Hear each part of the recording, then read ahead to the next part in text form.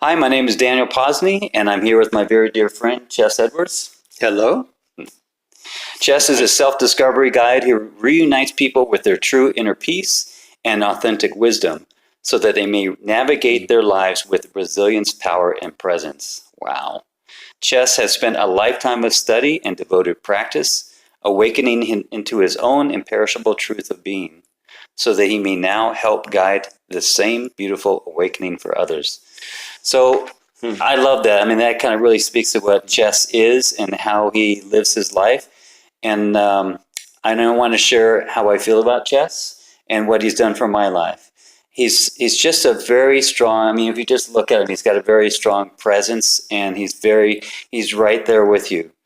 If there's ever time that I need a higher understanding of something or to shift my consciousness about something, he's right there. He's made this a practice in his life, and he's immersed in this. So I know that when I bring up something with Chess, that he's going to come to the highest understanding of it.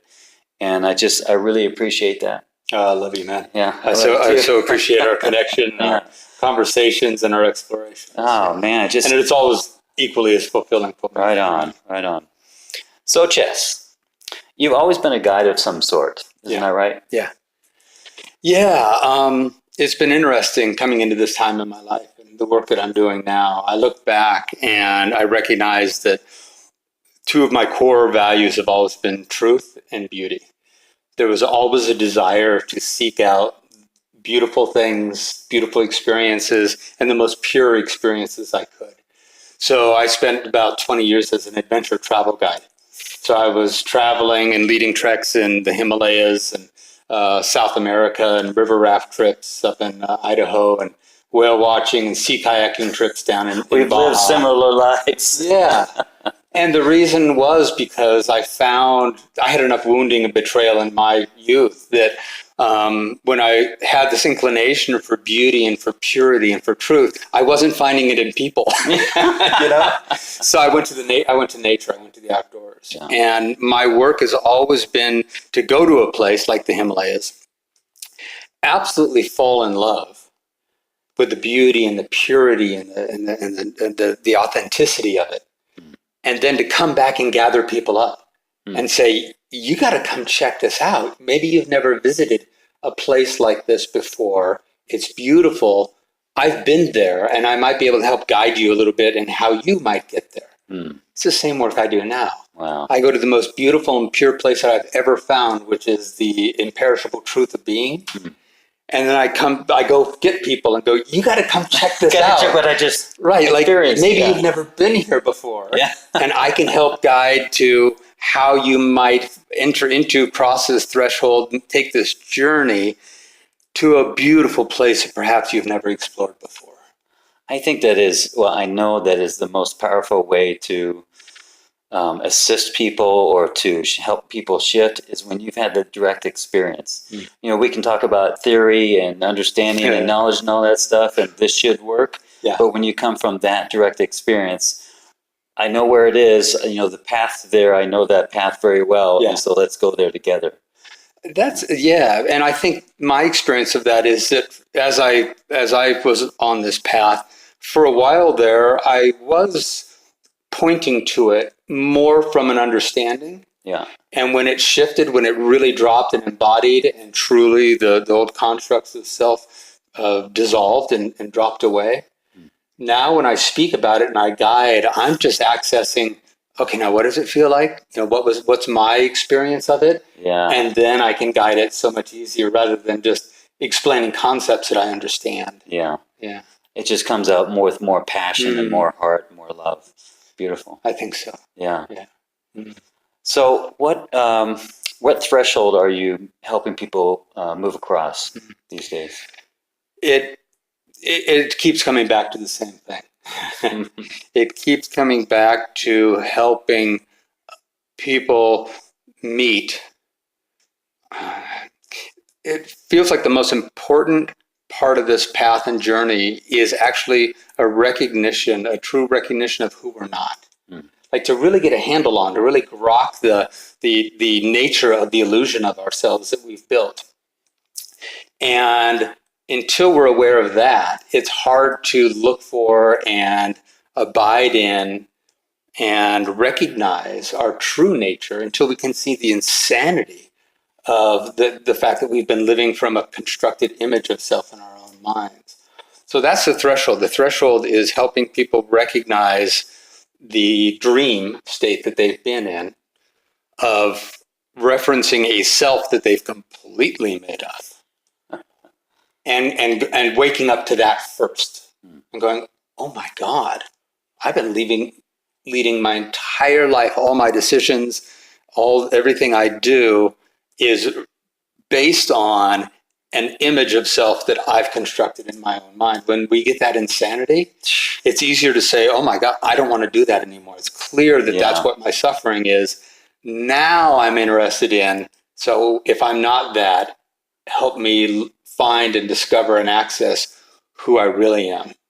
That is I found that to be a real difficult thing. Like, when you are lost in your own dream, it's hard to realize that there's something different, more beautiful, more expansive, other than what you have been experiencing from this other place. Exactly. If it's the only story you've got. Yeah. If it's the only thing you've got and you're addicted to or habituated to acting from that, as that, and you've never really truly inquired deeply into there might be something else, then yeah, of course, that's what we do. Yeah. We just it's the way it is. have it. And this is just the way it's as good as this. Yeah. Yeah, I remember for me, years ago, it was, I had been kind of leading my life through this mask, oh, I do all these things and I do all these sports and surfing and all this. And then it took me really to kind of crumble down my life to say, you know what, all that stuff, the way that I was living was crap. And if it's going to be that way anymore, I don't want to live that way.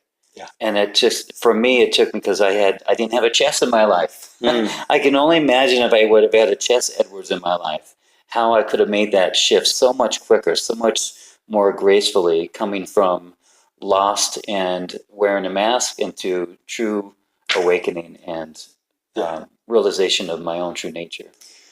I couldn't have done it without my teachers. Yeah. There's just no way. I spent, I'm 57 now, and it wasn't until my mid 40s or so that I really started to make the shift from the personal development to the spiritual development. I started to make the shift from the personal development, which was saying I've got these disempowering thoughts, disempowering beliefs, old ideas and beliefs of self, of unworthiness and not lovable and anxious and will I be betrayed and abandoned and all that. I need to get rid of those. But then I was always trying to recreate a self. I was always trying to say, okay, clearly those aren't working. I got to get rid of those. And now I need to have a better image of self. I'll make myself a better person. Yes, exactly. Yeah. And in this teaching, it's saying, to recognize that, yes, we are people and we are a person having a human experience, but to live that disconnected from our eternal nature, our true self, I do like. What if we just stop creating any selves and learn to listen to the absolute beautiful, incredible truth that we already are? There's an isness, of being that's already present. Now, what about people that have a fear of like, well, if I do that chess, I'm going to lose myself? Yeah. Or, what's going to happen to my identity and that kind of thing? It's so funny to watch. So I'll tell you a story about that, about that, the nature of this thing that we're afraid to lose. But right before that, I've watched it happen again and again, leading people into a deeper meditation and allowing them to drop and set down and put down the constructed self that they've created in their mind and allow a beautiful wholeness. It's indescribable. A natural, peaceful, whole, imperishable self. And then you'll see the ego panic. You'll see the ego go, whoa, hold on. Like, you can't leave me behind because this is the only me I've ever known. This is the me who makes decisions. This is the me who decides what works for me and what doesn't work for me. Yeah. And so the question often comes up, how will I navigate life without that? And the only answer I can give is more authentically than you've ever navigated life before. You've been making it harder than it could be. That's it. We've just gotten used to it being just this hard pushing process. Right. You're running everything through a conditioned self that was conditioned by good programming, good parents, bad parents, good experiences, bad experience. All this stuff that we've used to construct our story of self, and we're filtering everything through that story. Mm. And that story is dictating how we react, how we respond, and how we feel. And we say, what if I lose that? And the answer is, thank God. You will actually be able to respond to life from who you truly are, which is simply unconditional loving awareness. I love that, because once you really start to tap into this, what Jess is talking about, there is only one part of you that's scared about this. Mm-hmm. And that's the ego identity that has built all the stuff up. But you, the presence of you, the truth of you, mm-hmm. is going, it's about time. Yeah. Your fear does not belong to you. It's not authentic to you. Yeah. It belongs to your story. Your doubts are not authentic to you. They belong to your story. Yeah. Your anger, your judgment, all of these things that make us feel constricted and small and tight don't actually belong to the truth of us. They belong to the story that we've constructed. Isn't that wild? So as you know, recently I got back from Guatemala. Yeah, tell us about that. I went down for a 10-day darkroom retreat. So it was 10 days and 11 nights in the absolute pitch black, just me in a room for that amount of time. And it was one of the more transformational experiences that I've had. It took this path and journey that I'm on and just absolutely dropped it in, embodied it in a way that had never happened before. Mm. And one of the most fascinating things that happened was when you go into the room, you've got a candle. So you can orient to the room. And this is a beautiful room created with river stones inlaid in all the walls. It's about 10 foot by 10 foot. So I went in with a candle, and I knew what the room looked like. So, and I knew where the bed was and the meditation platform and the sink and the shower. And okay, so I know what the room looks like. I'm oriented, and it's empty space in the room, because it would be dumb in a dark room experience. Put a table. Yeah, to put a bunch of going to trip over, right? So there were no cats or dogs or anything to trip over. So at some point you blow out the candle and it's dark. Night 4, and I knew it was night because I could still hear birds outside. Mm-hmm. And so when birds turned into crickets, I knew daytime had turned to night. Wow. So I knew it was the end of day 4, and I was moving into night 4. And I won't go into the reason why this happened, but I had a major breakthrough emotionally, spiritually. And in that breakthrough, suddenly the room started to light up. So I'm sitting there in the pitch black, and suddenly I look around, and I'm sitting in a room that I can see. I can see that wall over to my right, about 6 feet away, washed with a soft wash of red light, and that wall over there splashed with a soft splash of green light, and the wall in front of me, beautiful yellow light and such. And I look up and I can see the ceiling, and I can see the room completely. Now, it's not as stark relief as this, yeah, but I can see it. But of course I can't, because it's pitch black. I'm hallucinating the room. That's kind of weird. Now, I can also tell I'm hallucinating it because even in shutting my eyes, I still see it. And then I'd look away and I'd look back over, and now that wall is closer than it was a moment ago. Or the wall that was straight is now sloped with the rocks, the river rocks tumbling down into the room. So I'm making up the room. That room for the next 6 days kept changing, kept shifting, kept morphing. I'd be sitting in a meditation, and all of a sudden I'd recognize that I was just in a little 4x4 space. River stone walls were this close. But they're not, of course. Then I started to see beams. I started to see, like, I could see that wall over there, but only about 3/4 of it. And then it was black. So the mind went, well, there's an obstruction, must be a beam. And then my mind starts making up beams that are going from the ceiling down to the floor at these weird angles. So the room's kind of getting cluttered a bit with the beams and obstructions. Now, I know the room is empty. I know it. I know that if I back up against the bed, I can walk about 8 steps in that direction to get through empty space and arrive at the sink. but I'm seeing things. I'm knowing the room is empty, Daniel. I'm actually moving through the room, hesitating, ducking, wincing, like, oh, okay, and then putting my hand through beams to prove they're not there. And I'm moving through life, through the room, in a hesitant nature based on my hallucinations. See, people might be thinking about this story that you're telling. You might be saying, well, of course, he's been in there for so many days. Chess is going crazy. That's not how I see it. I see it as that you can't trust the processes of your own mind. No. So the mind doesn't like emptiness. It doesn't like not knowing. So it created a room. It created a hallucination. And in the mind's way of thinking, it has no alignment or allegiance to truth. Yeah. It doesn't care if it's true or not.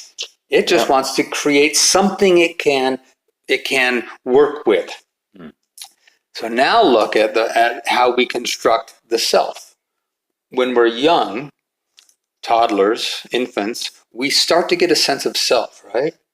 I exist. I seem to exist.